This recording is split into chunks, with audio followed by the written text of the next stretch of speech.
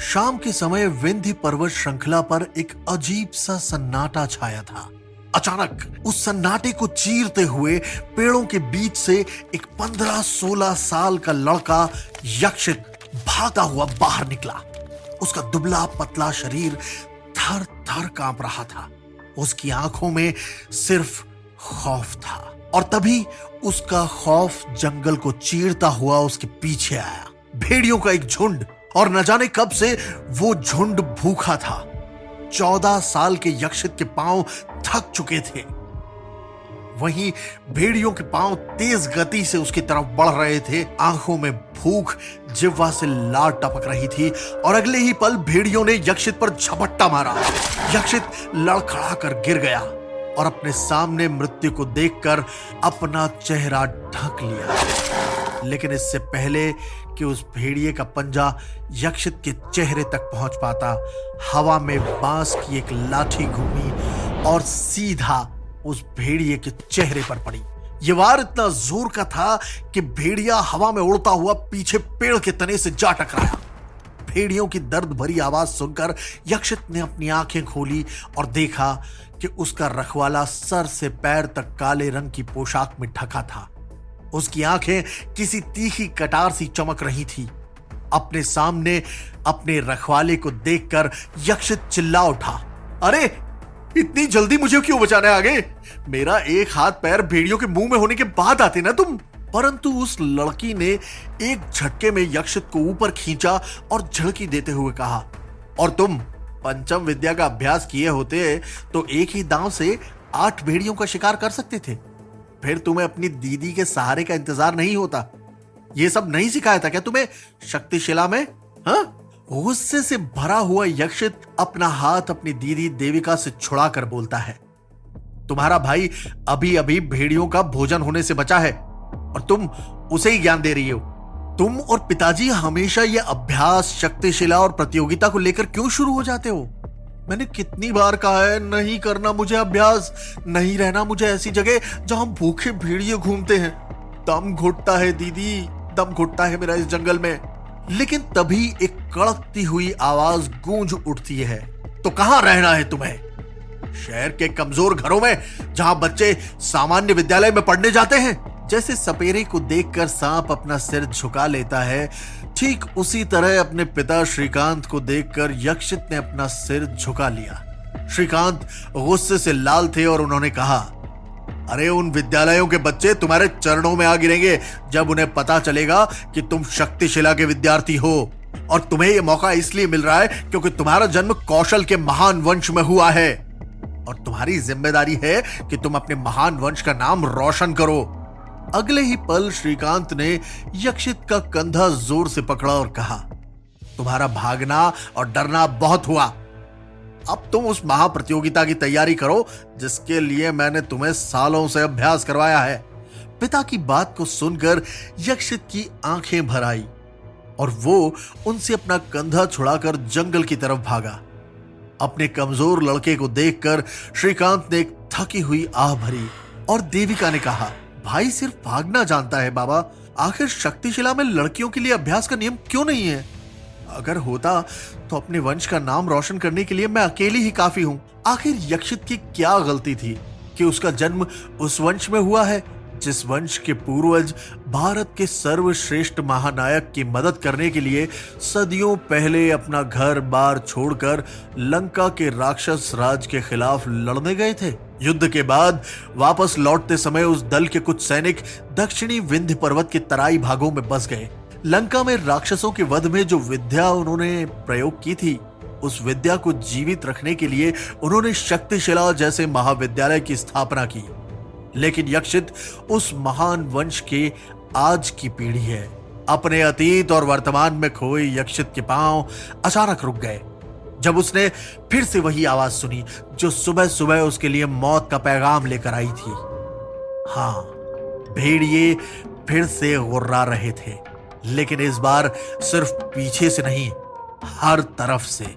यक्षित अपने पिता को याद कर एक सांस लेते हुए उनका मुकाबला करने के लिए तैयार हुआ।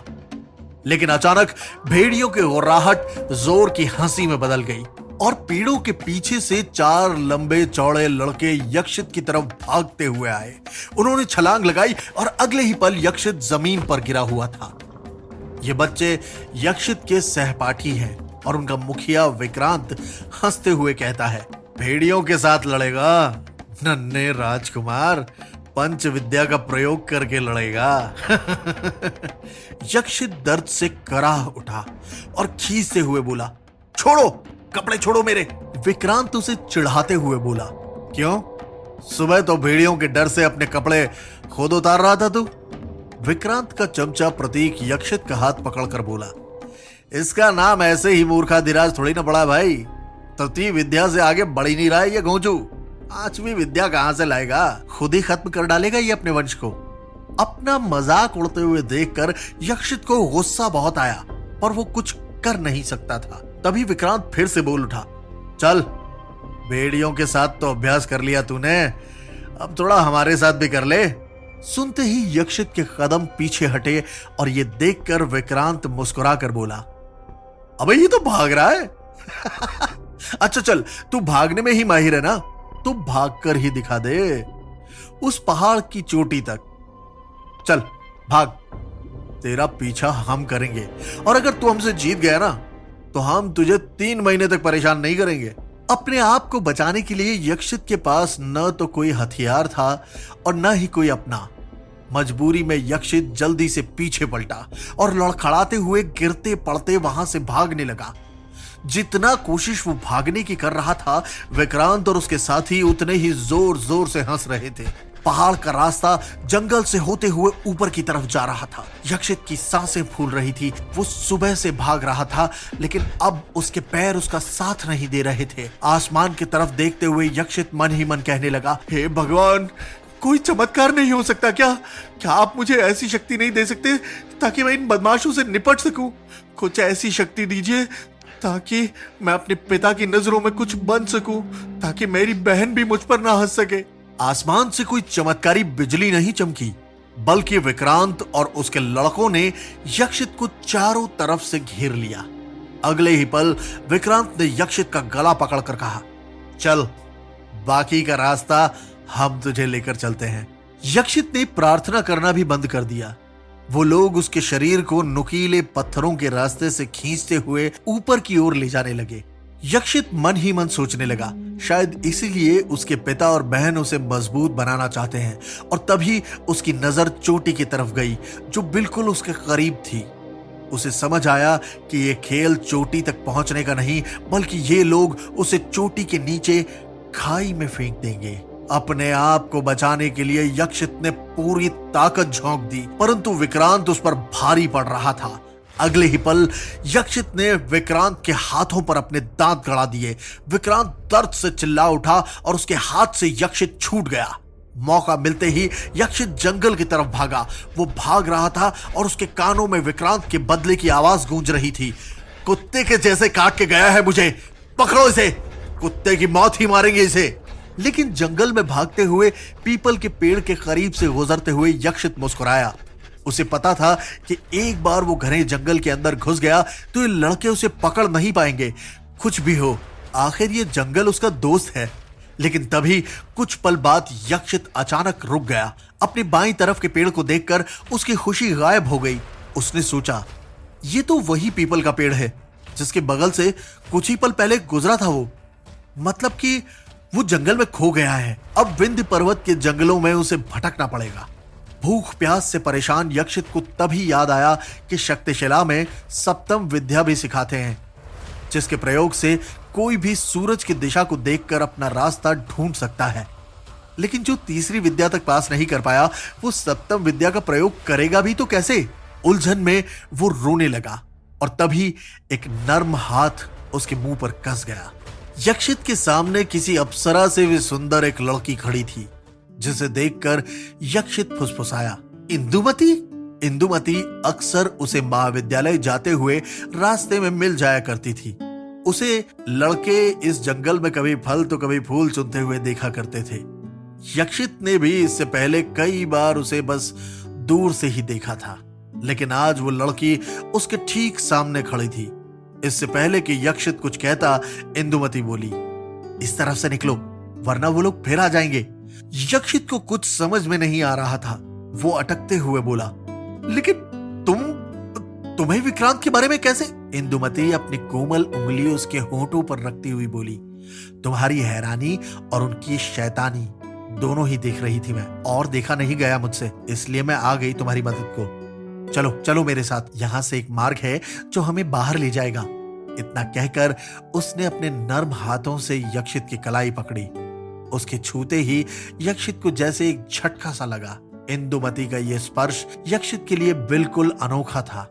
इंदुमती उसे लेकर घने जंगलों की पतली पगडंडियों से होकर भागती चली जा रही थी। उसके काले घने बाल हवा में लहरा रहे थे और उसमें से फूलों की भीनी भीनी खुशबू उसके दिमाग पर छा रही थी। इस समय यक्षित को और कुछ भी याद नहीं रहा, न वो भेड़िए न वो लड़के, बस वो इंदुमती के साथ कदम से कदम मिलाते हुए आगे बढ़ रहा था। लेकिन अचानक इंदुमती ने उसका हाथ छोड़ दिया। उसने अपने हाथ की तरफ देखा जिस पर इंदुमती की उंगलियां नहीं थी, और अगले ही पल वो लड़की जंगलों में गायब हो गई। और तभी यक्षित किसी से जा टकराया और एक जानी पहचानी आवाज ने उससे कहा, वापस आ गए नन्हे राजकुमार, हाँ? यह आवाज विक्रांत की थी। तभी प्रतीक ने कहा, जो लड़की विक्रांत के लिए आहें भरती है वो इसके लिए इतना तो कर ही सकती थी। विक्रांत ने एक जोरदार घूंसा यक्षित के पेट में मारकर बोला, ये ले मुझे काटने की सजा। पेट में चोट लगते ही यक्षित दर्द से तड़पते हुए घुटनों पर गिर गया। यक्षित के गिरते ही विक्रांत के बाकी साथी भी उस पर टूट पड़े। थोड़ी देर बाद विक्रांत उन सभी को रोककर बोला, नहीं यहां नहीं, इसे उसी पर्वत की चोटी पर लेकर चलो, वहीं मृत्यु देंगे इसे। वो लोग यक्षित के हाथ पैर मुंह पकड़कर उसे घसीटते हुए जंगल के रास्ते उसी पर्वत की चोटी पर ले जा रहे थे। वहीं दूसरी तरफ बाकी बच्चों को घर लौटते देखकर श्रीकांत को यक्षित की चिंता हुई। उनके मन में तरह तरह के उल्टे सीधे ख्याल आने लगे। यक्षित अभी तक क्यों नहीं लौटा? कहीं मेरी डांट के कारण सचमुच घने जंगल के रास्ते वो शहर की तरफ तो नहीं चला गया? श्रीकांत और देविका दोनों ही यक्षित को ढूंढने के लिए तुरंत घर से निकल पड़े। अंधेरा घिरने लगा था। भेड़ियों के रोने की आवाजें अब सुनाई देने लगी थी। दोनों पिता और बेटी उस अंधेरे में यक्षित को पुकारते हुए आगे बढ़ रहे थे। वहीं दूसरी तरफ यक्षित अपने पिता और बहन की आवाज सुनने के बाद भी अपना मुंह बंद होने के कारण मदद के लिए चीख नहीं पा रहा था। विक्रांत और उसके लड़कों की पकड़ मजबूत थी। यक्षित चाहकर भी लड़कों की मजबूत पकड़ के कारण असहाय था। उसका कोई प्रतिरोध किसी भी काम नहीं आ रहा था। बेबसी के कारण उसकी आंखों से आंसू बहने लगे और अगले ही पल वो लड़के यक्षित को घसीटते हुए पर्वत की चोटी तक ले आए। विक्रांत तेजस और प्रतीक को आदेश देते हुए बोला, बड़ी मुश्किल से हाथ आया है, इसे इस पर्वत की चोटी से नीचे लटकाओ। जब ये डर से चीखेगा ना तब आएगा मजा। तेजस और प्रतीक यक्षित के हाथ पकड़कर उसे पर्वत के नीचे झुलाने लगे। नीचे खाई को देखकर यक्षित डर से रोने और चिल्लाने लगा। विक्रांत और उसके साथी जोर जोर से हंसने लगे, लेकिन तभी प्रतीक और तेजस का पांव फिसला और यक्षित का हाथ उनके हाथ से छूट गया। यक्षित खाई के अंधकार में गिर रहा था और अगले ही पल उसकी एक दर्द भरी चीख पूरी तराई में गूंज गई। विक्रांत और उसके साथी डर के मारे वहां से भाग गए। वहीं यक्षित की ये चीख आधे मील दूर खड़े श्रीकांत और देविका ने भी सुनी। उन्होंने हैरानी से एक दूसरे की तरफ देखा और उनके मुंह से एक साथ निकल पड़ा, यक्षित! पहाड़ की तराई में खून से लिप्त यक्षित मृत समान पड़ा हुआ था। क्या हुआ यक्षित का? क्या मृत्यु उसे अपने साथ ले जाएगी या कुछ और लिखा है उसके भाग्य में? जानने के लिए सुनते रहिए युग पुरुष यक्षित, सिर्फ और सिर्फ पॉकेट एफएम पर। मैंने तुम्हें उसे जान से मारने के लिए नहीं कहा था। डरा हुआ विक्रांत अपने से प्रतीक को दूर धकेलते हुए चीखा, अगर यक्षित की लाश किसी को भी मिली ना। अचानक विक्रांत ये बोलते हुए सिहर उठा। और अगले ही पल उसकी नजर आसमान में गिद्धों के उस झुंड पर गई जो उस दिशा की तरफ बढ़ रहे थे, जिस दिशा में इन दोनों ने यक्षित को मरा हुआ छोड़ दिया था। ये देखकर विक्रांत किसी डरे हुए जानवर की तरह भागने लगा। उसका पीछा करते हुए प्रतीक चिल्लाया, मैंने उसे नहीं मारा है विक्रांत, मेरे हाथ से वो छूट गया तो मैं क्या करता। विक्रांत रुका और प्रतीक की कलाई को ऐंठते हुए बोला, छूट गया जो तूने उससे छोड़ दिया। इन गिद्धों को तो पता चल गया है, इंसानों को भी जल्द पता चल जाएगा प्रतीक। ये कहकर वो फूट फूट कर रोने लगा। याद है स्वर्ण का बेटा इसी पहाड़ से फिसल कर मरा था, किसी को आज तक कुछ पता चला? मैंने उसे देखा था फिसलते हुए। प्रतीक ने विक्रांत को चुप करते हुए कहा। अचानक विक्रांत ने रोना बंद कर दिया। प्रतीक ने डूबते हुए सूर्य की तरफ उंगली करते हुए कहा, जिस पहाड़ की तराई में सूर्य की रोशनी नहीं पहुंच सकती, वहां गिद्ध और इंसान कैसे पहुंच सकते हैं? समझ। विक्रांत के चेहरे पर उम्मीद की किरण लहर उठी और उसने मुस्कुराना शुरू किया। उसका मुस्कुराना अट्टहास में उतनी तेजी से बदल गया जितनी तेजी से सूरज डूब गया और रात फैल गई। विक्रांत किसी राक्षस की तरह चिल्लाता हुआ बोला, अच्छा हुआ मर गया यक्षित। यक्षित चीखते हुए श्रीकांत और देविका विंध्य पर्वत की तराई में भटक रहे थे। अचानक श्रीकांत रुके और उन्होंने बेचैनी से कहा, सब मेरी गलती है, मुझे हमेशा उसका पिता बनकर नहीं, कभी कभी उसके मां बनकर भी बात करनी चाहिए थी। वो चीख कर बोले, मेरे बच्चे कहाँ है तू? आजा मेरे पास, अब मैं तुझे कभी नहीं डांटूंगा। कोई जवाब न पाकर श्रीकांत और बेचैन हो उठे और उन्होंने कहा, कोई जवाब नहीं, क्या करूं मैं इस लड़के का? देविका ने अपने पिता की तरफ देखा और कहा, करना कुछ नहीं है बाबा, उसे थोड़ा समय दीजिए।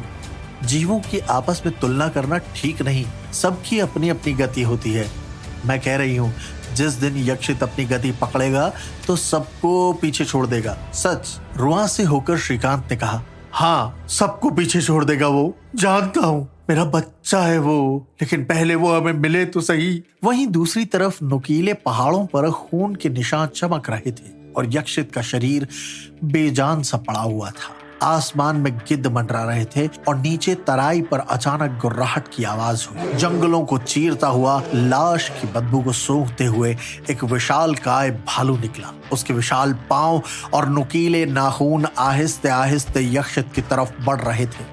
उसकी जिह्वा से भूख की लार टपक रही थी और अगले ही पल वो यक्षित के पास पहुंच गया। उसने यक्षित के पांव को सूंघा। जैसे सांप काटने से पहले अपना आकार बदलता है, वैसे ही वो भालू बार बार अपने शरीर को इधर उधर कर रहा था और तभी उसने यक्षित की नाक को सूंघना शुरू किया। उसने यक्षित के चेहरे पर अपने मुंह से ठोकर मारना शुरू किया, जैसे कि वो समझना चाहता हो कि उसका शिकार जिंदा है या मरा हुआ। यक्षित के शरीर में कोई हलचल न देखकर भालू समझ गया था कि यह मर चुका है और सभी जानते हैं कि भालू कभी मरे हुए का भोजन नहीं करता। वो वापस पलटकर जंगल की तरफ जाने लगा, लेकिन तभी यक्षित के पांव में कुछ हलचल हुई। भालू रुका, उसने तुरंत पलट कर देखा और फिर अपना कान यक्षित की छाती पर रख दिया। उसकी धड़कन सुनने के बाद भालू ने गहरी सांस ली और जोर से गुर्राहट की, जैसे कि वो समझ गया था कि ये जिंदा है। भालू ने अपना दांत यक्षित के पेट पर रख दिया। खुशी से पागल विक्रांत और प्रतीक अपने घर की तरफ दौड़े जा रहे थे और तभी उन्हें इंदुमती उनकी तरफ भागती हुई नजर आई। क्या हुआ यक्षित का? इंदुमती ने घबरा कर पूछा, लेकिन जवाब दिए बगैर विक्रांत ने उसका हाथ पकड़कर अपनी तरफ खींचा और अपनी बाहों में कसकर जकड़ लिया। अपने हाथ से इंदुमती की कमर को दबाते हुए उसने कहा, क्या होगा मेरी जान? वही होगा जो विक्रांत सोचता है और जो विक्रांत करना चाहता है। मर गया वो। इंदुमती विक्रांत के कान को दबाते हुए उससे पूछती है, और तुम्हें कैसे मालूम कि मर गया वो? हाँ, तुमने उसको छूकर देखा? अचानक विक्रांत ने इंदुमती को छोड़ दिया और एक संदेह की नजर से प्रतीक को घूरा। प्रतीक ने बिना समय गंवाए हुए पूरे आत्मविश्वास से कहा, इसमें छूकर देखने की क्या बात है? उस पहाड़ी की चोटी से गिरकर कोई जिंदा बच सकता है क्या? जो वो बचेगा वो मर चुका है और हम ये अच्छी तरह से जानते हैं।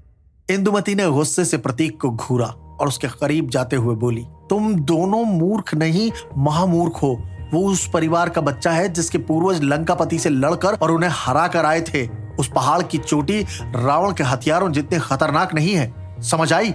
जब तक हम उसे छू कर नहीं देख लेते कि वो मरा है या नहीं, तब तक हम कुछ भी नहीं मान सकते। विक्रांत हड़बड़ाते हुए बोला। इंदुमती सही कह रही है प्रतीक, हमें चलकर ये देखना होगा कि वो मरा भी है या नहीं। अचानक आसमान से मोटी मोटी बूंदें गिरने लगी और पल भर में तूफान ने बारिश का साथ दे दिया। इंदुमती, विक्रांत और प्रतीक घनी बारिश में वापस विंध्य पर्वत की तरफ भागे। बिजली की कड़क से पूरा विंध्य पर्वत चमक उठा और चमक उठे उस भालू के दांत जो यक्षित के पेट पर गड़े हुए थे। भालू ने आसमान की तरफ देखा और तेज बारिश को मुंह से हराने की कोशिश करने लगा, लेकिन बारिश और तेज होती जा रही थी। भालू गुस्से से अपना सिर पत्थर पर मारने लगा जैसे कि वो बारिश से खींच रहा हो, और अगले ही पल उसने यक्षित का पांव पकड़ा और उसे पहाड़ से हटाकर पेड़ के नीचे ले जाने की कोशिश की। लेकिन तभी तूफान का एक अनोखा झोंका आया और भालू उलटकर पहाड़ पर गिरा। उसने यक्षित को फटाफट वहीं छोड़ दिया और तुरंत जंगल की तरफ भागा। वहीं श्रीकांत और देविका आसमान की बिजली से बचते हुए पागलों की तरह यहाँ से वहां यक्षित को खोज रहे थे। तभी आसमान में एक जोरदार बिजली चमकी और देविका की नजर चोटी के खाई की तरफ गई। ध्यान से देखने पर देविका घबराते हुए चिल्लाई, पिताजी, वो नीचे खाई में देखिए। देविका को ऐसे ही चीखते देखकर पिताजी ने फौरन उसकी तरफ देखा। पहाड़ की निचली तराई में दूर तक फैले हरे भरे जंगल के किनारे पर एक नीले रंग का कपड़ा दिखाई दे रहा था। इससे पहले कि पिता कुछ समझ पाते, देविका पहाड़ से नीचे पथरीली ढलान पर फुर्ती के साथ बिल्कुल सटीक कदम रखती हुई तेजी से नीचे उतरती चली गई। पलक झपकते ही वो अपने छोटे भाई तक पहुंच चुकी थी। उसने जल्दी से अपने हाथों में अपने छोटे भाई को उठा लिया। तब तक उसके पिता भी वहां आ गए थे। अपने बेटे को इस हालत में देख वो डर गए थे। यक्षित, बेटा यक्षित, ये क्या हो गया तुम्हें? तुम कुछ बोलते क्यों नहीं? तभी देविका ने यक्षित के बुरी तरह खून से सने सिर की तरफ इशारा किया। पिताजी, ये देखिए। पिताजी के मुंह से तुरंत निकला, हे भगवान, ये सब कैसे हुआ?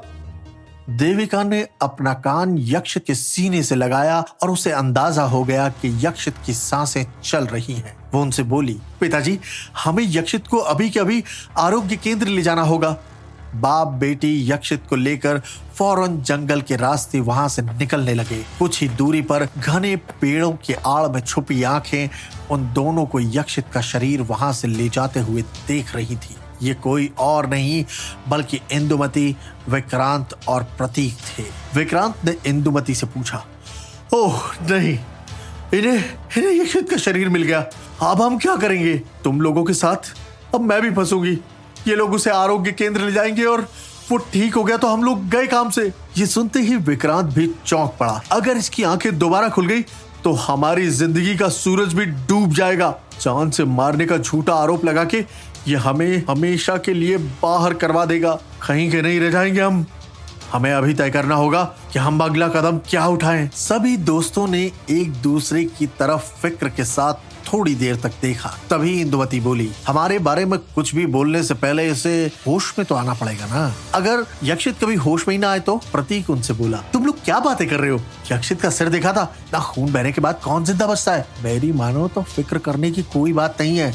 यक्षित जिंदा नहीं बच सकता। हाँ, विक्रांत प्रतीक को गुस्से से देखता है। हमारी जिंदगी का सवाल है, कोई चांस नहीं ले सकते हम। आरोग्य केंद्र वालों ने न जाने कितनी बार लोगों को मौत के मुंह से बचाया है। हमें कुछ तो करना होगा। प्रतीक विक्रांत के कंधे पर हाथ रखकर बोला, फिर तो और कोई चारा नहीं है हमारे पास। उसे जान से मारना ही होगा हमें। और वो सभी आरोग्य केंद्र की ओर निकल पड़े। उस प्राचीन से दिखने वाले कस्बे के ठीक बीचों बीच हरियाली से भरपूर जगह पर आरोग्य केंद्र बना था। वहां आज भी आयुर्वेदाचार्य और उनके सहायक दुर्लभ जड़ी बूटियों के पुराने लेकिन असरदार तरीकों से लोगों का इलाज किया करते थे। आरोग्य केंद्र के एक कोने पर मिट्टी के किसी खास बर्तन से होकर तेल की तरह एक दवा तांबे के बर्तन में बूंद बूंद करके इकट्ठा हो रही थी। वहीं दूसरी तरफ वैद्य के सहायक ओखली में कुछ खास दुर्लभ जड़ी बूटियों को पीसकर उनका अर्क निकाल रहे थे। पूरे आरोग्य केंद्र का माहौल एकदम शांत था। कि तभी अचानक यक्षित को अपने हाथों में लेकर उसके पिता और देविका आरोग्य केंद्र के अंदर आए और रोते बिलखते हुए सीधे आयुर्वेदाचार्य के पास पहुंचे। आयुर्वेदाचार्य ने तुरंत ही अपने कुछ सहायकों की मदद से यक्षित को एक खास कमरे में पहुंचाया और बिस्तर पर लिटाया और फिर जैसे ही यक्षित की इस हालत को जांचा तो वो काफी गंभीर हो गए थे। पिता श्रीकांत को एक तरफ ले जाकर वो बोली, देखिए आपके बच्चे के सर पर बहुत ही गंभीर चोट आई है, खून भी काफी बह चुका है, अब कोई उम्मीद नहीं है। लेकिन श्रीकांत उनके सामने अपने दोनों हाथ जोड़कर बोले, ऐसा मत कीजिए, आप लोग चमत्कारी सिद्ध वैद्य हैं, आप लोग कुछ भी कर सकते हैं, आप इसका इलाज शुरू कीजिए, नहीं तो हे भगवान मेरा बेटा। श्रीकांत अपने बेटे की जान की भीख मांगते हुए आयुर्वेदाचार्य के पैरों में गिर पड़े, लेकिन आयुर्वेदाचार्य उन्हें उठाते हुए गंभीरता से बोले, हमारे पास सिर्फ एक ही उपाय है, संजीवनी ही इसका इलाज है, लेकिन कितने दिन लगेंगे या कितने साल कुछ कहा नहीं जा सकता। बाकी आप ईश्वर से प्रार्थना कीजिए बस, लेकिन ज्यादा उम्मीद मत रखिएगा आप।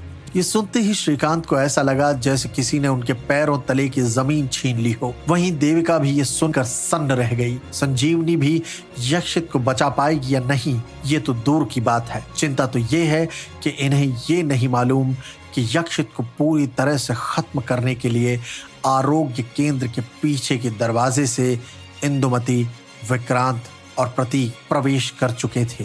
क्या यक्षित की जान बच पाएगी? क्या अपने नापाक इरादों में कामयाब हो पाएंगे विक्रांत और इंदुमती? जानने के लिए सुनते रहिए युग पुरुष यक्षित, सिर्फ और सिर्फ पॉकेट एफएम पर। विक्रांत, इंदुमती और उसके दोस्त आरोग्य केंद्र में यक्षित को जान से मारने की योजना बना रहे थे। तेजस केंद्र में मौजूद इस भीड़ को देखकर बोला, अब क्या करें? यहां इतने लोगों के बीच कैसे हाथ लगाएं इसे? विक्रांत का दिमाग तेजी से चल रहा था। उसने अब तक अंदाजा लगा लिया था कि यक्षित को वहां किस कमरे में रखा गया था। इस तरह मरीजों के कमरे में अंदर जाना सुरक्षित नहीं था, इसलिए उसने अपने पास से एक छोटा सा त्रिशूल जैसा हथियार तेजस को देते हुए कहा, तुम अंदर जाने के लिए 15वीं विद्या का प्रयोग करो, ठीक वैसे ही जैसे हमारे प्रशिक्षण महाविद्यालय में सिखाया गया है। इस हथियार से एक ही बार में यक्षित को समाप्त कर देना। ध्यान रहे, यह अंतिम अवसर है, वो बचना नहीं चाहिए, नहीं तो हम भी नहीं बचेंगे। तेजस ने हामी भरते हुए अपना सर हिलाया और विक्रांत से वो हथियार लेकर आसपास से नजरें बचाकर केंद्र के पीछे बनी एक ऊंची चढ़ाई पर किसी तेंदुए की तरह बैठ गया। तेजस एकदम दबे कदमों से धीरे धीरे पीछे की तरफ जाने लगा। इंदुमती और विक्रांत उसे ऐसा करते हुए दूर से देख रहे थे। तेजस ने तभी एक सटीक तरह से छलांग लगाई और फिर हवा में ही 2 बार कलाबाजी खाते हुए अपने शरीर को धारा रेखीय कर लिया। ये 15वीं विद्या वही विद्या थी जिसे आजकल के जादूगर बड़े बड़े करतब दिखाने में करते हैं। धारा रेखीय शरीर हो जाने से तेजस उस खिड़की में प्रवेश कर गया जिसकी लंबाई चौड़ाई 1 स्क्वायर फीट भी नहीं थी। झट से वो खुद को समेट फिर से तेंदुए की तरह बैठ गया। अंदर पहुंचकर उसने अपनी आंखों को छोटी छोटी करके देखा कि उस खास कमरे में सिर्फ बहुत ही ज्यादा गंभीर रूप से घायल लोगों को ही इलाज के लिए रखा गया था। पूरे कमरे में बिल्कुल शांति फैली हुई थी। सिर्फ एक बर्तन में धीरे धीरे तेल की बूंदें टपकने की आवाज आ रही थी।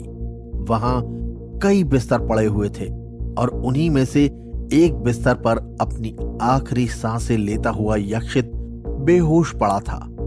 यक्षित के बिस्तर के पास पहुंचकर उसे अपने सामने इस तरह से लेटे देखकर तेजस के चेहरे पर एक क्रूर मुस्कुराहट आ गई और मन ही मन वो बोला, यक्षित, मजाक मजाक में तेरा अब हमेशा के लिए दूसरी दुनिया में जाने का समय आ गया है। माफ करना, मजबूरी थी।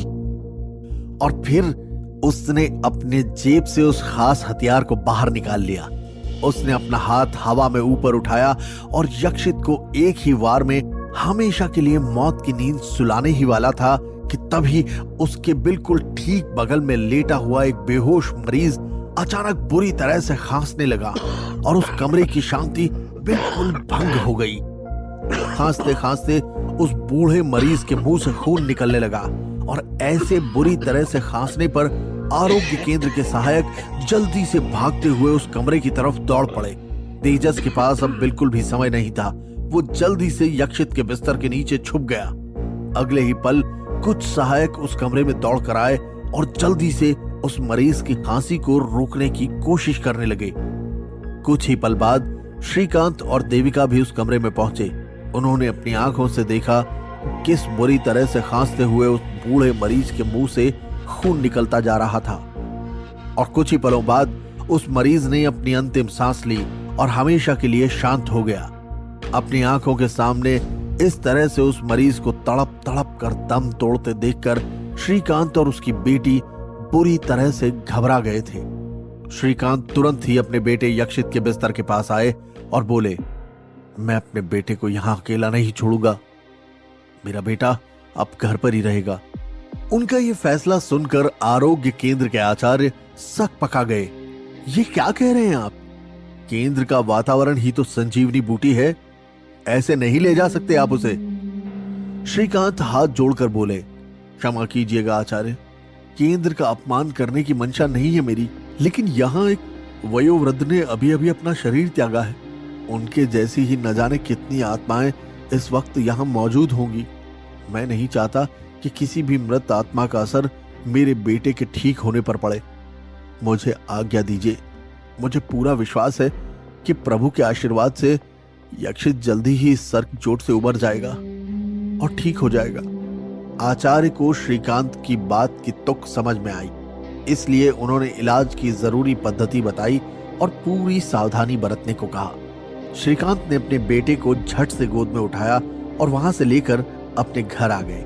वहां से उन सब के जाने के बाद तेजस गुस्से से अपने दांत पीसता रह गया। वो वहां से निकलकर विक्रांत के पास गया तो वो और ज्यादा भड़क कर उससे बोला, तुम्हें यक्षित को मारने का बस एक काम दिया गया था तेजस, तुम उसे भी ठीक से नहीं कर सके। उस यक्षित को उसके घर वाले यहां से ले गए हैं, अब कैसे मारेंगे उसे? ये बात सुनकर तेजस विक्रांत को शांत करने की कोशिश करते हुए बोला, चिंता मत करो भाई, मैंने यक्षित की सांसें महसूस की है। उसकी हालत ऐसी नहीं है कि वो जीवित बच सके। आज नहीं तो कल वो हर हाल में अपने आप ही मर जाएगा। लेकिन तभी उनके साथ खड़ी इंदुमती भी बोल पड़ी, नहीं, हम ऐसा जोखिम नहीं उठा सकते। जीवित और मृत के बीच कुछ नहीं होता। यक्षित अभी जीवित है और यही सच है। ये सुनकर तेजस ने इंदुमती से पूछा, तो फिर हमें क्या करना चाहिए अब? इंदुमती किसी शातिर हत्यारे की तरह बोली, सही नजरिए से देखा जाए तो यहाँ आरोग्य केंद्र में कई लोग थे, पर उसके घर पर पिता और बहन के अलावा कोई नहीं होगा। वहां इसे समाप्त करना ज्यादा आसान होगा। बाकी सभी लोग भी इंदुमती की बात से सहमत हो गए और आज रात ही यक्षित को समाप्त करने के लिए उसके परिवार के पीछे पीछे उसके घर की तरफ निकल गए। लेकिन यक्षित की भाग्य रेखा में मृत्यु लिखी थी या जीवन, वो इन लोगों के हाथ से नहीं बल्कि किसी और दुनिया में लिखा जा रहा था। इस नियति के खेल से अनजान वो आखिरकार उसके घर तक पहुंच गए। कुछ देर के इंतजार के बाद आखिर विक्रांत बोला, अब अंदर से कोई आवाज नहीं आ रही है और दीपक भी बुझा दिए गए हैं। मुझे लगता है कि शायद वो लोग अब सो चुके होंगे। यक्षित को समाप्त करने का ये सबसे अच्छा अवसर है, लेकिन अब मुझे तुम लोगों पर बिल्कुल भी विश्वास नहीं है, इसलिए इस बार अंदर मैं जाऊंगा। इस पर तेजस बोला, लेकिन अंदर जाने के लिए बस एक ही रास्ता है, यहां तो कोई खुली खिड़की भी नहीं है, तुम जाओगे कैसे? विक्रांत ने बड़े आत्मविश्वास के साथ उसकी तरफ देखकर बस इतना कहा, हम साया विद्या। और फिर अगले ही पल विक्रांत बस एक साये में बदल गया। दिए की रोशनी में वो साया बनकर चुपचाप अंदर पहुंच गया। विक्रांत अब यक्षित के ठीक सामने पहुंचा था। उसे आंखें बंद किए लेटे देखकर वो मन ही मन हंसते हुए बोला, यक्षित, इस बार कैसे बचेगा? हाँ? गहरी नींद में सो रहा है तू, तो फिक्र मत कर, तुझे इससे भी प्यारी लंबी गहरी नींद में सुला देता हूं मैं आज। ये कहते हुए उसने अपने दोनों हाथ यक्षित की तरफ बढ़ाए और अगले ही पल उसकी मजबूत हथेलियां यक्षित के नाजुक गर्दन पर धीरे धीरे कसने लगी और यक्षित की सांस भी धीरे धीरे उखड़ने लगी। इस बार कोई भी अवसर विक्रांत चूकना नहीं चाहता था, इसलिए उसने अपनी पूरी शक्ति लगा दी और कुछ ही पलों की छटपटाहट के बाद आखिर यक्षित का शरीर ढीला पड़ गया। अब उसमें जीवन के कोई लक्षण नहीं बचे थे और उसका शरीर बिल्कुल बेजान हो चुका था। वहां से अनंत मील दूर कहीं किसी और आयाम में एक बर्फीले पर्वत पर लगभग 6 फुट लंबा एक महावीर योद्धा खड़ा था। उसके पूरे शरीर पर मजबूत चमकदार धातु का एक कवच था और हाथों में 4 फुट लंबी भारी भरकम तलवार थी। इस समय युद्ध में लगी चोट के कारण उसके माथे से खून बह रहा था। चेहरे पर उसके कठोर भाव थे। उसकी पैनी नजरें बर्फीले बीहड़ में किसी को ढूंढ रही थी। तभी उसके बिल्कुल ठीक पीछे बर्फ का वो ढेर बिना किसी आवाज के धीरे धीरे ऊंचा होता चला गया। अपने पीछे हल्की सी आहट पाकर वो योद्धा तुरंत पीछे की तरफ पलटा, पर तब तक देर हो चुकी थी। उस बर्फीले ढेर को एक झटके में तोड़कर फौरन उसके अंदर से लगभग 12 फुट ऊंचा एक मायावी राक्षस बाहर निकला और छोटे छोटे नुकीले बर्फ के टुकड़े तीर की तरह चारों तरफ फैल गए। पलक झपकते ही उस योद्धा के संभल पाने से पहले ही बड़ी चालाकी से उस मायावी राक्षस ने अपने हाथ में थामी 6 फुट लंबी बर्फ से बनी मायावी तलवार योद्धा के कवच के आर पार कर दी। लेकिन फिर भी उस योद्धा ने बिना हिम्मत हारे अपनी तलवार से उस राक्षस के सिर पर वार किया, जिससे वो अमर होने के कारण मरा तो नहीं, लेकिन घायल होकर दूर जा गिरा। वो योद्धा बेहद घायल होने के बाद भी चुनौती देते हुए बोला, तू चाहे कितने भी धोखे से वार कर ले मायासुर, लेकिन मेरे होते हुए तू वो आयाम कभी नहीं खोल सकता। उसकी चेतावनी सुनकर मायासुर हंसते हुए बोला, और रोकेगा कौन मुझे? हाँ, तू? पिछली बार सदियों पहले तुम लोगों ने हमारे प्रभु लंकेश को धोखे से मारा था, लेकिन इस बार नहीं। इस बार मैं तुझे मारकर वो आयाम भी खोलूंगा और उसमें से अपने दूसरे साथियों को भी बुलाऊंगा, और तू सिर्फ देखता रह जाएगा। अगर हिम्मत है तो आ, रोक कर दिखा मुझे। ये कहकर वो मायासुर तलवार हाथ में लेकर आक्रमण करने की मुद्रा में आ गया। ये देखकर वो योद्धा भी अपनी जगह से उठा और तेजी से उस पर हमला करने के लिए आगे बढ़ा, लेकिन तभी उस बर्फीली जमीन में कुछ हलचल सी हुई। अगले ही पल वो जमीन फट पड़ी और उसमें से एक साथ कई बर्फीले भाले निकलकर उसके शरीर को उस कवच समेत भेदते चले गए। उस योद्धा का पूरा शरीर छलनी हो चुका था। ये देखकर उस मायासुर ने एक जोरदार ठहाका लगाया। देखा मूर्ख, जैसे हमारे प्रभु लंकेश को तुम सब ने धोखे से मारा था, आज तुझे भी मैंने वैसे ही समाप्त कर दिया। खुद के प्राणों की रक्षा तो कर नहीं पाया, बड़ा आया मानवता की रक्षा करने वाला। वो योद्धा लड़खड़ा कर गिर पड़ा। उसके मुंह से खून बह रहा था, लेकिन उसने अपनी सारी शक्ति समेटकर मरते हुए अपने आखिरी शब्द कहे, मेरे शरीर को तो नष्ट कर दिया, लेकिन मेरी आत्मा को कैसे नष्ट करोगे, जिस पर स्वयं प्रभु का आशीर्वाद है। और मेरी आत्मा एक दिन वापस लौटेगी और उसी दिन तुझ जैसे असुर और तेरे पूरे साम्राज्य का अंत भी होगा। ये वचन है मेरा। लेकिन इससे पहले कि वो कुछ और कहता, मायासुर के हाथों में थमी वो लंबी तलवार उस योद्धा के सीने के पार हो गई और जैसे ही दूसरे आयाम में उस योद्धा ने अपने प्राण छोड़े, उसी पल इस आयाम में यक्षित का शरीर बुरी तरह से कांप उठा, जैसे उसे बिजली का कोई झटका लगा हो। विक्रांत बिल्कुल ठीक अभी अभी यक्षित को समाप्त करके वापस हटा ही था कि अचानक यक्षित की आंखें एक झटके में खुल गई।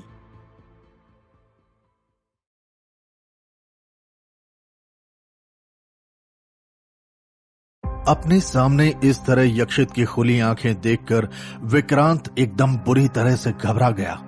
उसकी आंखों में एक अजीब सी चिंगारी नजर आ रही थी। विक्रांत को उसे देखकर लग रहा था कि जैसे उसके सामने यक्षित न होकर कोई और लेटा हुआ हो। उसे देखकर घबराते हुए विक्रांत के मुंह से अपने आप निकला, यह कैसे हो सकता है? इसको तो मैंने अभी अभी अपने हाथों से समाप्त किया है, तो फिर ये दोबारा जीवित कैसे हो सकता है? नहीं नहीं, ये सचमुच मर चुका है। एक बार इसे अच्छी तरह से जांच लेता हूं। मुझे ये अवसर दोबारा नहीं मिलेगा, इसलिए वापस जाने से पहले पूरी तरह से निश्चिंत होना जरूरी है कि ये मर गया है या नहीं। ये सोचते ही विक्रांत ने जैसे ही दोबारा से यक्षित की गर्दन दबाने के लिए जैसे ही अपना हाथ आगे बढ़ाया, तो झट से उसी पल यक्षित ने उसका हाथ पकड़ लिया। विक्रांत ये देखकर एकदम घबरा गया। उसने अपना हाथ छुड़ाया और जल्दी से यक्षित के घर से बाहर निकल गया। उसके चेहरे पर हवाइयां उड़ रही थी। घबराहट की वजह से वो पूरी तरह से पसीने में भीग चुका था। विक्रांत को इस हालत में देखते ही तुरंत तेजस ने पूछा, क्या हुआ विक्रांत? ये तुम्हारे चेहरे पर हवाइयां क्यों उड़ रही हैं? ऐसे घबरा रहे हो कि जैसे कोई तुमने भूत देख लिया हो। विक्रांत ने जल्दी से अपने चेहरे के पसीने को पोंछा और बिल्कुल सामान्य होकर बोला, मुझे भी कुछ ऐसा ही लगा। उसके पास ही खड़ी इंदुमती बोली, क्या मतलब? जवाब में विक्रांत ने जल्दी जल्दी से उसे सारी बात बता दी। जैसे जैसे इंदुमती उसकी बात सुनती जा रही थी, वैसे वैसे उसके चेहरे के भाव कठोर होते चले जा रहे थे। उसी भाव से वो विक्रांत से बोली, मुझे ये सब कुछ नहीं सुनना, मैं बस तुमसे पूछ रही हूं कि वो मर गया है या नहीं। विक्रांत बोला, अरे मैंने कहा ना कि वो सचमुच मर ही गया है। मैंने अपने इन्हीं हाथों से उसे मारा है। लेकिन बस मुझे कुछ ऐसा संदेह हो रहा है कि मेरे उसे मारने के बाद उसने अपनी भयानक आंखें खोलकर मुझसे कुछ कहा था। मुझे ऐसा लगा कि जैसे मरने के बाद भी वो वापस लौट कर आ गया हो। लेकिन फिर इंदुमती को अपने सामने घूरते देखकर वो खुद को बिल्कुल सामान्य करके बोला, पर दिया बुझने से पहले एक बार भवकता तो जरूर है। शायद देह त्यागने से पहले उसकी आत्मा तड़पी थी, इसलिए उसमें अचानक कितनी शक्ति आ गई थी। लेकिन इंदुमती उसे घूरती हुई बोली, पर अब मुझे तुम्हारी बात का विश्वास नहीं है। सिर्फ तुम्हारे संदेह के कारण हम उसे इस तरह नहीं छोड़ सकते। अगर वो जीवित हुआ तो हमें बार बार उसको समाप्त करने का अवसर नहीं मिलेगा। इस बार तुम रुको, मैं अंदर जाऊंगी। मैं देखूंगी कि वो जीवित है भी या नहीं। नहीं तो मैं खुद उसे अपने हाथों से समाप्त करूंगी। ये कहकर इंदुमती ने भी अपनी आंखें बंद करके दोनों हाथ जोड़े और वायु विद्या का प्रयोग करके उस घर में प्रवेश कर गई। यक्षित वाले कमरे में लगभग अंधेरा था और बाहर आकाश में निकले हुए चांद के मध्यम प्रकाश में अंदर थोड़ा बहुत दिखाई दे रहा था। इंदुमती यक्षित के बिस्तर के पास पहुंची तो ये देखकर हैरान रह गई कि यक्षित तो अपने बिस्तर पर था ही नहीं। ये देखकर वो भी हल्की सी घबराहट के साथ मन ही मन सोचने लगी कि कहीं वो विक्रांत सच तो नहीं बोल रहा था। ऐसा सचमुच तो नहीं कि ये यक्षित मरने के बाद प्रेत बनकर फिर से जाग उठा हो। अपने ख्यालों में खोई हुई उसने जल्दी से आसपास देखा तो पूरे कमरे में कहीं भी उसे यक्षित दिखाई नहीं दिया। लेकिन तभी जैसे ही उसने कमरे की दीवार के पास देखा तो जमीन से लगभग 12 फुट ऊपर अपना बिस्तर छोड़कर यक्षित कमरे की छत से चिपका हुआ चमकदार आंखों से इंदुमती को घूर रहा था। उसे इस तरह से अपनी तरफ घूरते देखकर अचानक इंदुमती के मुंह से हल्की सी चीख निकल गई और जल्दी से बाहर भागते हुए हड़बड़ी में उसके हाथ से पास रखा पानी का घड़ा गिरकर टूट गया। ये आवाज सुनते ही तुरंत ही देविका की आंख खुल गई और उसने तुरंत आवाज लगाते हुए पूछा, कौन है? लेकिन उसे कोई जवाब नहीं मिला। फिर अचानक उसने सोचा कि कहीं उस कमरे में कोई चोर तो नहीं घुसा? वहां तो यक्षित है, कहीं कोई चोर उसे नुकसान न पहुंचा दे। ये आशंका जताते हुए देविका तुरंत उठी और भागकर यक्षित के कमरे में पहुंची।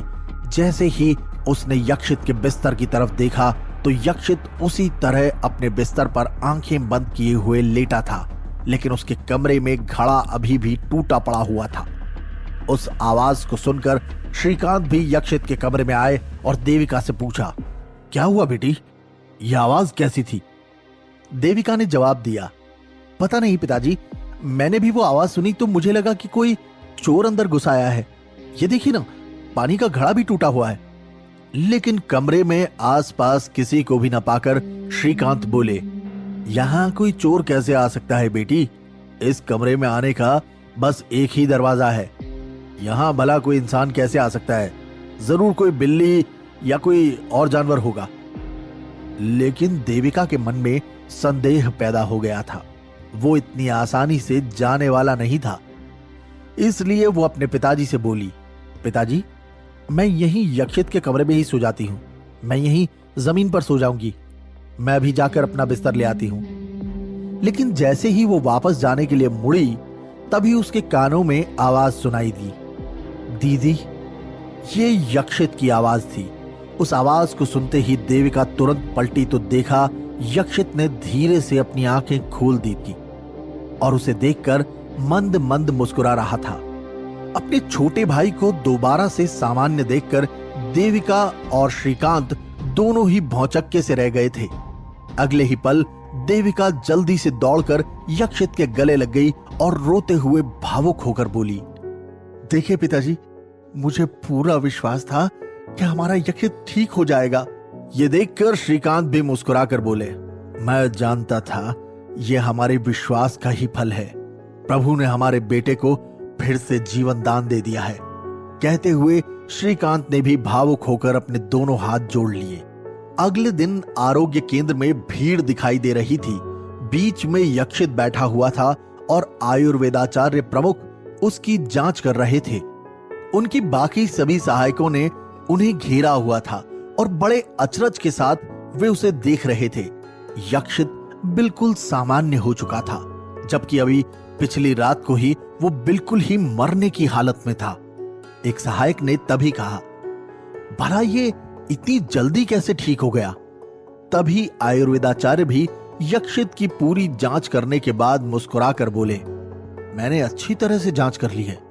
हमारे आयुर्वेद में ऐसा चमत्कार पिछले सैकड़ों सालों में नहीं हुआ कि कोई भी व्यक्ति बस सामान्य से जड़ी बूटियों के उपचार से ही मृत अवस्था से वापस आ गया हो। यह चमत्कार ही है जो आपका बेटा पुनर्जीवित हो उठा है। बस इसे थोड़ा बहुत हल्का फुल्का नियमित व्यायाम करना होगा, जिससे इसका शरीर वापस स्वस्थ अवस्था में आ सके। श्रीकांत जानते थे कि यह चमत्कार सिर्फ उनके प्रभु की कृपा से ही संभव हुआ था। अपने बेटे को बैलगाड़ी पर वहां से लेकर वो अपने घर की ओर निकल पड़े।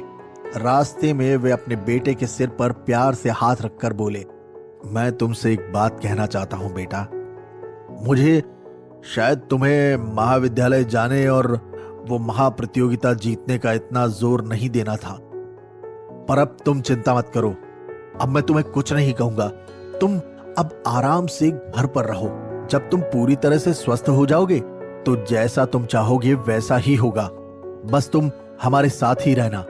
लेकिन तभी कुछ दूरी पर कुछ लोग उस बैलगाड़ी पर अपनी नजर रखे हुए थे। ये लोग इंदुमती, विक्रांत और उसके साथी ही थे। तेजस ने सुझाव दिया, मैं तो कहता हूं कि ये हमारे पास फिर से एक बढ़िया अवसर है। हम लोग इस पहाड़ी से कोई भारी पत्थर खिसकाकर इस बैलगाड़ी पर गिरा देते हैं। ये लोग यहीं खाई में गिरकर मर जाएंगे। हमारे रास्ते का कांटा भी अपने आप ही साफ हो जाएगा। लेकिन विक्रांत उसे बीच में ही रोककर बोला, नहीं रुको, ये कोई हल नहीं है। पिछली बार भी तो हमने उसे खाई में धकेल दिया था, फिर भी वो बच ही गया ना। इसलिए पहले हमें ये समझना होगा कि आखिर पिछले रात इसके साथ ऐसा क्या हुआ कि ये फिर ऐसी हालत में जिसमें कोई सालों साल तक भी नहीं उठ सकता, तो ये एक ही रात में भला कैसे ठीक हो गया? मरना तो इसे है ही, लेकिन पहले हमें ये बात जाननी होगी कि आखिर इसके साथ ऐसा कौन सा चमत्कार हुआ है। वहीं दूसरी तरफ आयुर्वेदाचार्य भी यक्षित को इस तरह से बिल्कुल स्वस्थ देखकर मन ही मन सोच रहे थे, ऐसा चमत्कार सैकड़ों वर्षों में नहीं हुआ, ये अचानक कैसे हो सकता है। काफी देर सोचने के बाद भी जब उन्हें कोई उत्तर नहीं मिला तो आखिर उन्होंने अपने कुछ सहायकों से कहा, आज आरोग्य केंद्र की जिम्मेदारी तुम लोग संभालना, मुझे कुछ आवश्यक कार्य है। और फिर वो दीपक लेकर उसी आरोग्य केंद्र के निचले तल में बने एक पुराने से पुस्तकालय में गए, जहां चिकित्सा विज्ञान की ढेरों प्राचीन किताबें रखी हुई थी। संसार के भूतकाल, वर्तमान काल और यहाँ तक कि भविष्य काल में होने वाली लगभग सभी बीमारियों का विवरण और उनका हल लिखा हुआ था।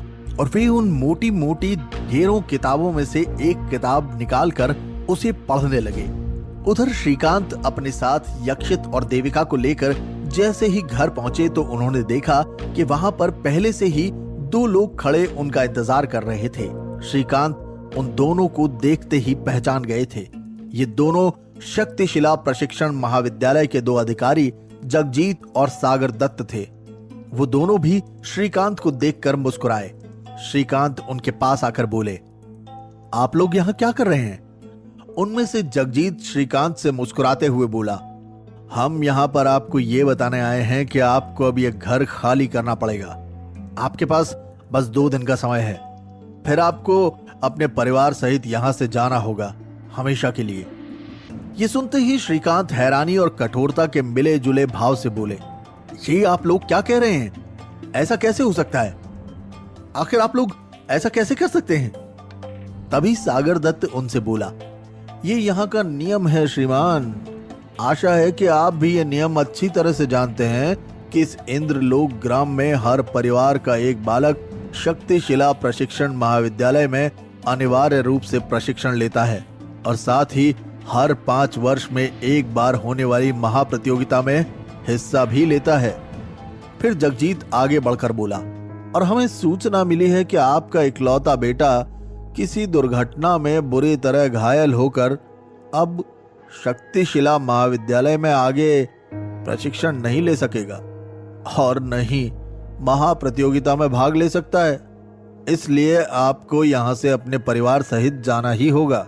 लेकिन यक्षित, जो काफी देर से उनकी बातें सुन रहा था, वो अचानक बोल पड़ा, हम लोग यहां से कहीं नहीं जाएंगे।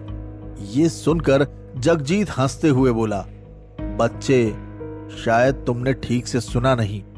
मैंने कहा ना, यह यहाँ का नियम है कि वो आगे कुछ बोल पाता उससे पहले ही यक्षित अपने हाथ के इशारे से उसे बीच में ही रोक कर बोला, मैं जानता हूं, लेकिन हमें यहां से तभी निकाला जा सकता है जब मैं महाप्रतियोगिता में भाग ना लूं।